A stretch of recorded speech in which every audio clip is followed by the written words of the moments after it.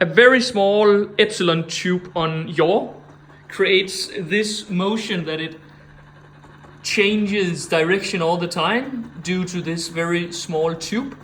But it actually seems to have a great response on the position performance. I'm currently using the velocity controller with integral action, and it's actually completely steady.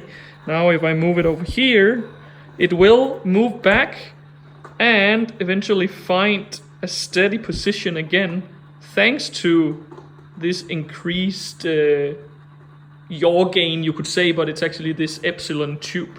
See? Now if I reduce increase this epsilon tube again back to a value that works better, we see how it's steady, but then it will slightly tilt to one side and it will start moving.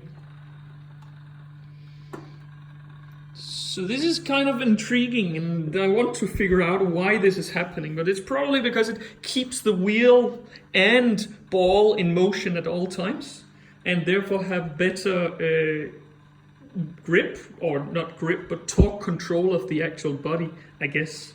But let's try and enable it again by reducing the epsilon tube to 0.05.